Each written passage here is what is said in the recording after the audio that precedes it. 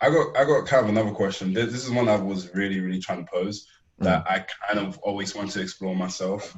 mm, When you're creating a manga, mm. and because to me all I see is the story and the drawing, but like for people who don't know, like myself, can you explain the process of just maybe not just starting to once Yeah, you've started from getting rock each bottom, chapter like what's out? the first thing you Yeah. did to So like first, yeah.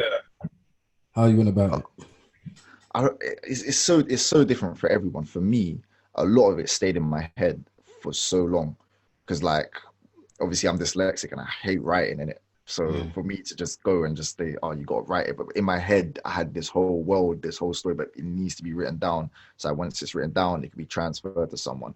So the process that I did was obviously thought about it for years and years, got all the lore in my head, like I was telling you guys, always was thinking about the backstory, characters past, all that stuff there, started writing that down.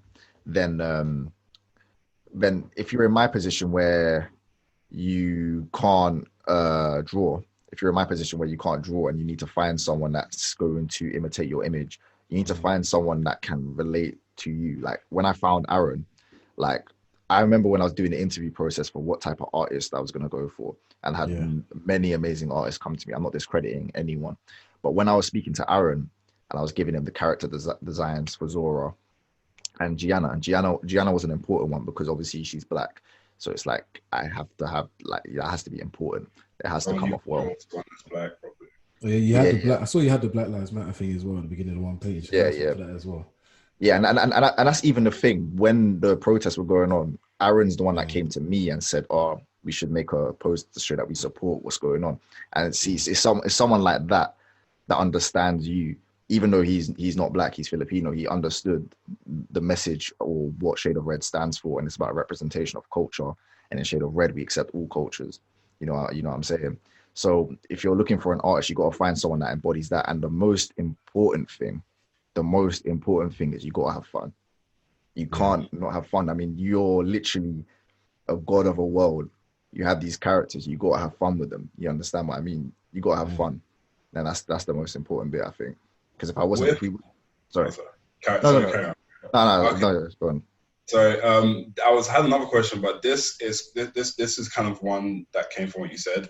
With the growth of Shade of Red and being a black mangaka, and not even just that, just having like you are, like you said, you are the god of these worlds, and as the audience grow, do you feel fears of expectation that people have been so invested in these characters, and when before you're about to put up a story, like something mad happening, like kind of equivalent to like Ace dying or something. Do you feel fear of will people like this, or is this like this thing I'm about to introduce about to change the story like differently? Do you feel fear before releasing those chapters?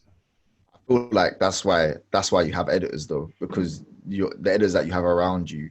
So the people that I've got need to be people that will enjoy the story, but also challenge you as a writer to say if that's a Yeah. good idea or not. And so that you kind of have to in a way use them as feedback as a general audience. So I haven't got to the points where I've discussed what characters will die or anything with them yet. I've mostly just going on a chapter to chapter basis and showing them. But yeah, like I said, you just have to use your editors, and just it's always worrying when you're gonna do something major and will it pull off. But like I said, at the end of the day, no one can discredit you because it's your story at the end of the day. Yeah. I don't like if Oda does something, I don't think Oda's sitting there thinking, oh, I wonder if people will say this or say that. He At the end of the day, it's his story. He tells it the way he wants to. I feel What? like he does, which is why he's so slow in actual development and stuff like that, because he's just testing the waters. That's Yeah, how yeah, I've but always yeah, felt.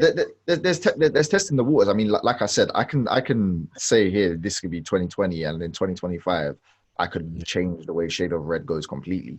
Yeah. But Yeah. you grow as a writer, so I suppose there may be stuff that I will grow to, and maybe there will be ideas that I will never do, and then I'll come out in the future and say, oh yeah, this was actually meant to happen, but it didn't.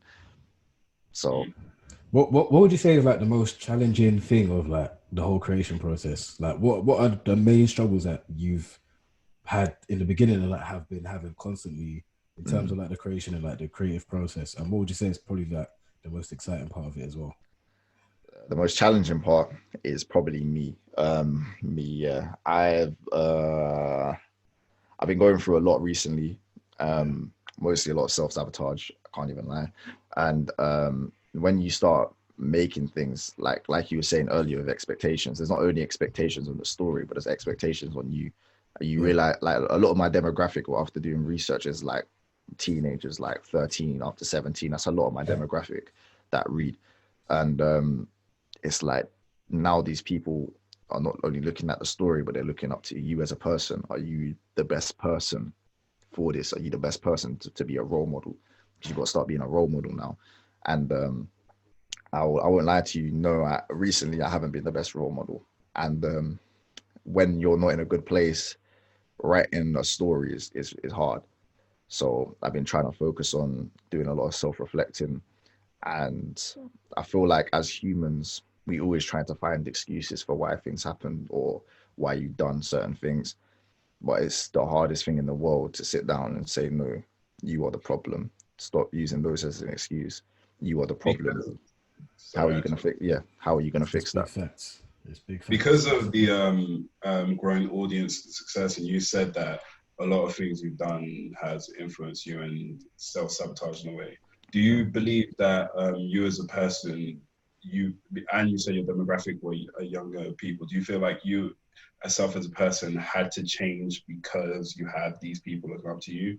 Or do you not feel like these people are entitled to my change? Like, I could still be me and still part of these stories. Like, 100%. 100%. I wanted to change for the people that I was around as well, because like I said, you can't be on this self-sabotage journey. It's not good for you. It's not good for the people around you. So I want to be the best me I can be. And I've been trying, and it's so hard because there's people out there that know your mistakes, and it doesn't matter how much you change, people can still see you as the monster you was before. And that's the hardest part about changing. It's because even as humans, again, when we do stuff, when we want to see achievements, we want to see physical achievements, there's no self-reward in self-change. You just have to do it. There's no reward. Do you also feel that as a pressure of being a black mangaka? As in, to me, there's only one other black mangaka I know from the US, but like in the UK, you're the only one I know. Like, do you feel? Who is it in America? Is it Patrick? God Punch. Yes. Patrick is one of my biggest influences as well. Patrick was the one where I saw God Punch, and I read it, and I was like, oh, this is sick. And I read it. It's pretty sick. I know that. And there's even I think I showed it to you, Joe. Yeah, I remember. I saw it. And there's even there's another one in the UK, but he isn't manga. He's just comics. Yeah, comics. Yeah, I speak to him as well. I forgot his Twitter name. I saw him. I added him the other day actually. Yeah, I forgot his name. But it's lit. Have you ever thought of like doing a manga / comic thing? Or are you not that big into like the traditional comic book heroes? I feel like I'm gonna do physical releases. Okay. But that's in the future, innit? That's in the future. But as Precious as a black artist, I'd say, you know what, it was kind of scary at first, but once you're in it, you don't, as a black community, you don't understand how supporting everyone is.